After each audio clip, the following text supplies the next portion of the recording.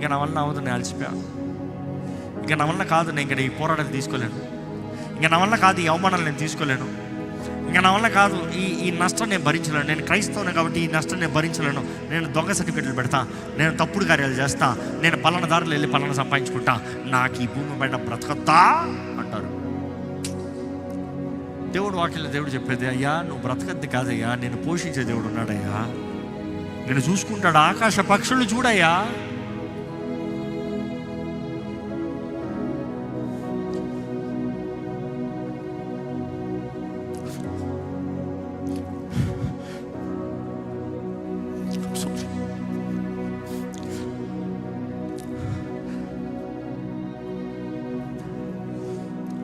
రెండు వారాల ముందు, can I take 5 minutes please? You'll understand why I'm in tears. You'll understand why.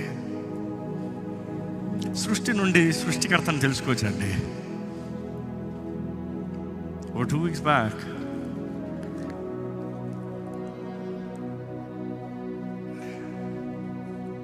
అతంతా cut చేసి straight వస్తా. మా ఇంట్లో ఒక పక్షి ఉందా, కొంచెం పెద్ద పక్షి, ఇంత ఉంటుంది.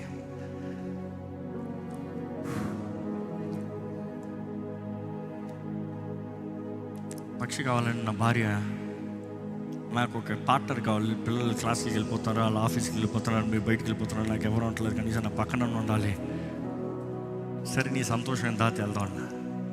నేను మనసులో అనుకున్నాను, వెళ్తే ఏదో ఒకటి చేసి మెప్పించి ఉద్దేశం తెప్పించేద్దామని. కానీ అక్కడికి వెళ్ళిన తర్వాత తను ఏదో వేరే కోరింది. వాస్తవం చెప్పాలంటే నేను ఆ రోజు సమయం తీసుకుని నేను వెళ్ళి, ఎందుకంటే I have to be available for my family. అక్కడికి వెళ్ళి చూస్తూ ఉంటే వీళ్ళందరూ చేస్తాను, నాకు ఏం నచ్చలే. నిజంగా చెప్తా, ఈ అల్లరి వాళ్ళ ఎగుడు. అక్కడ ఒకటి మాత్రం బయట పెద్దగా, అదే పెద్ద చెప్పాను కదా, దాని మీద నిలబడి ఉంది. చాలాసేపు చూసా.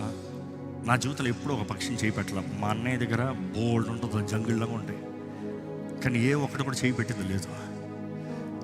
బట్ దెన్ సడన్గా ఆ పక్షి బిహేవియర్ చూసి వస్తుందా అని నేను అడగండి తీసుకున్నాను. ధైర్యం చేసి ఊరికి చేయబెట్టా. వెంటనే నా మీదకి ఎక్కింది, చక్కగా నిలబడింది, పక్కనే ఉంది. నా భార్య వేరే దాని గురించి చూసి నేను ఒకసారి ఈయన్ని చూడు అన్నా. కొద్దిసేపు నా భార్య పట్టుకుని, పిల్లలు పట్టి, అందరూ పట్టి, చాలా బాగుంది. ఆ కుట్టాను అన్నాడు, ఆ పక్షి మిమ్మల్ని కోరుకుంది అన్నాడు. ఏంటి? ఆ పక్షి మిమ్మల్ని కోరుకుంది, మీరు వాటిని పిక్ చేస్తాం కాదు, అవి మిమ్మల్ని పిక్ చేయాలి, అప్పుడే మీ దగ్గర ఉంటాయి. సరే నో అని చెప్తానికి వెళ్ళినోడిని ఈయన తీసుకుని పోదాం పదా అనేది తీసుకుని వచ్చా. వాడు ఇంటికి వచ్చిన దాని నుంచి ఏమో దేవుడు నాకు చాలా క్లాసులు పీగుతున్నాడు. పొద్దుట్లు వేసిన వెంటనే వాడిని చూస్తా. 4:45కి అందరూ పడుకుని ఉంటారు, నేను ఒక్కడిని ఉంటా. వాడి దగ్గరికి వెళ్ళినంటే వస్తా ఉండరా బాగుంటా, వస్తా. సైలెంట్ కూర్చుంటాడు. వాడిని ఎక్కడ పెట్టాలో చూస్తాను తెలియక, మొన్న గాలి వర్షం వచ్చినప్పుడు మా ఇంటి వెనకాల ఒక చెట్టు మా యార్డ్లో పడింది. అది కట్ చేస్తారు, అన్నీ అయిపోయి తీసేయాలంటే శాతంలో లేబర్ రావాలి, తీయాలి పెద్ద చెట్టు. ఈయన్ని ఎక్కడ పెట్టాలని మా ఊళ్ళకి చెప్తా ఉన్నా, అది మొక్క ఏదైనా నరికి పెట్టండి, మొక్క ఎవరు పట్టించుకోవట్లే. ఆ రోజు చాలా పనులు ఉన్నాయి. దాన్ని కొద్దిగా అన్నీ రీస్కెడ్యూల్ చేయండి, నేను వెళ్ళాలని చెప్పి వెళ్ళి మెషిన్ కొనుక్కుని, ఎందుకంటే మా వాళ్ళు చెప్తే ఎవరు చేయట్లే, నేనే చేస్తాను ఉండరా. దాన్ని కట్ చేసి, దాన్ని చెక్కి, మళ్ళీ మొత్తం స్మూత్ అవుట్ చేసి, ఏదైనా గుచ్చుతా చూసి, నా తల నుండి కింద వరకు మొత్తం చెమంట, చెక్క మొక్కలు అంతా ఇదైపోయి దాన్ని కొడతా ఉంటే దేవుడు మాట్లాడుతున్నాడు, ఎందుకు చేస్తున్నావు?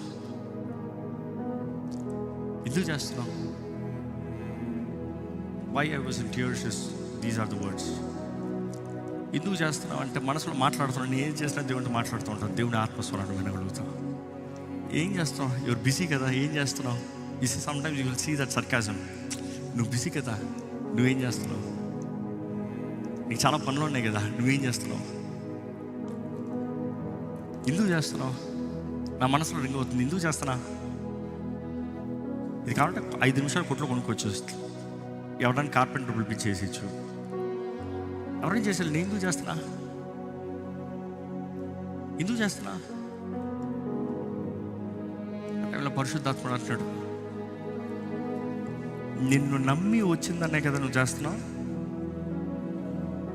నువ్వు కోరలే, నిన్ను కోరింది. నువ్వు ఆడికెళ్ళింది నువ్వు చెప్తానికే, కానీ దాని ప్రేమను అనుభవించినప్పుడు నీ బిజీ అంతటిలో కూడా నువ్వేం చేస్తున్నావు? ఎవరు చేయని పనులు కూడా చేస్తున్నావు, రాని పనులు కూడా చేస్తున్నావు, అన్నీ తెగిస్తున్నావు. అది చెక్కుతూ ఉంటేనే ఏడుపు కారుతుంది నాకు. నెక్స్ట్ దేవుడు అంటున్నాడు, ఇదిగో నువ్వు నాకేదో చేస్తానని నేను నీకేదో ఇస్తానని అనుకోవద్దు. నువ్వు నాకేదో అంటే నా మైండ్ సెట్లో నాకు ఓపెనింగ్ చెప్తాను. దేవుని కొరకు ఏదైనా చేస్తా, దేవుడు ఆశీర్వదిస్తాడు. దేవుడి కొరకు ఏదైనా చేస్తా, దేవుడు ఇస్తాడు. పరిశుద్ధాత్మ చెప్తాడు, నువ్వు చేస్తే నేను నీకు ఇస్తాను అనుకోవద్దు. ఆ పక్షి నీకు ఏం చేయగలుగుతుంది? ఏం చేస్తుంది? ఇంకా నీకు పని పెడుతుంది. మరి ఎందుకు చేస్తావు? దేవుడు చెప్తున్నాడు, నన్ను నమ్ము, నిన్ను అడిగిందంటే నా దగ్గరకు రా చాలు, నువ్వు నా బిడ్డగా రా చాలు, నా ఇంట్లో కళ్ళు చాలు, నేను నిన్ను చూసుకుంటా. అది చెప్పేటప్పుడు ఆ మాట, ఆకాశ పక్షులను చూడు, అవి విత్తవు, అవి కొయ్యవు, కానీ ఏ ఒకటి ఆకలి నిమిత్తమైన నేల మీద పడదు. ఎవరు పోషిస్తారండి? పరలోక తండ్రి. Don't think you will get something because you earn it. It's because God loves you, heal give it to you. అది నువ్వు సంపాదించుకోవాలంటే నెక్స్ట్ పరిశుద్ధాత్ముడు అంటున్నాడు, నీ ఇంట్లో ఎప్పుడు పక్షులు తిరగలేదా? నీ చుట్టూ పక్షులు లేవా? బోల్డ్ ఉన్నాయి. శబ్దాలు అన్నా బోల్డ్ వినపడతాయి.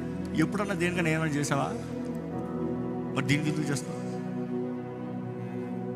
నేను నమ్మిందనే కదా, నీ సొత్తు అయిందనే కదా, నీ దగ్గరకు వచ్చిందనే కదా, నీకు లోబడుతుందనే కదా. అఫ్కోర్స్ అది వచ్చిన ఫస్ట్ వీక్ అయితే చాలా మంది తెచ్చుకుంది నా భార్య, వినేది నాకు. కానీ నేను ఎప్పుడో కనబడతా.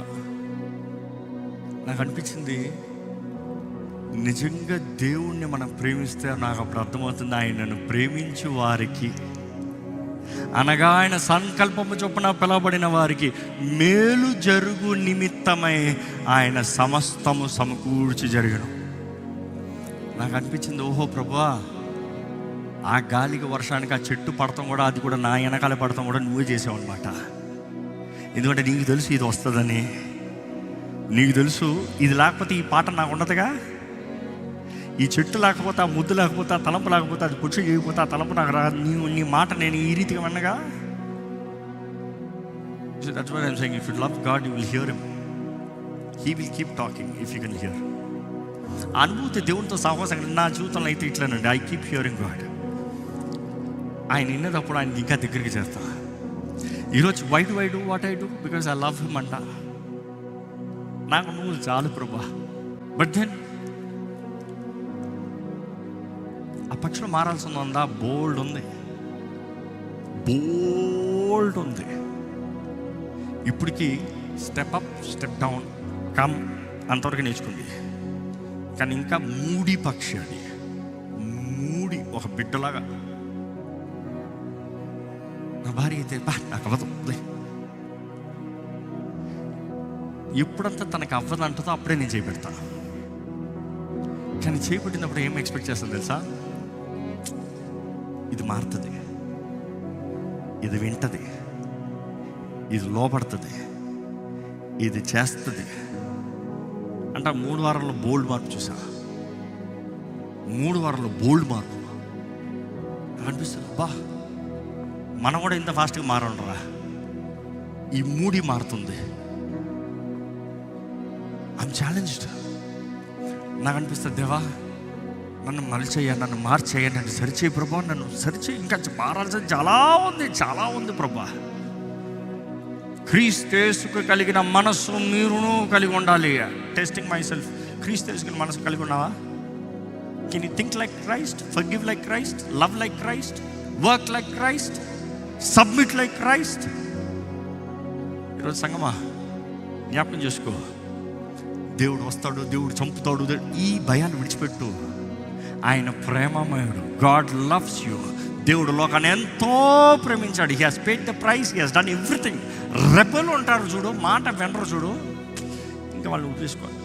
కానీ తరుణాలు వెంబడి తరుణాలు, అవకాశం వెంబడి అవకాశాలు, కృప వెంబడి కృప దేవుడు అనుగ్రహిస్తూ నీకు ఇంకా మారాలని, మేలు చేయాలని, తల్లి గర్భంలో నిన్ను రూపించినప్పుడే నువ్వు ఎవరువో ఆయన ఎరుగున్నాడు.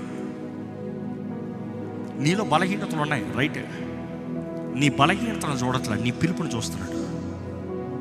నీ బలహీనతను బట్టి నేను నిర్ణయిస్తున్నా, నువ్వు ఏం అవ్వాలని ఆశపడుతున్నావో అది చూస్తున్నాడు దేవుడు.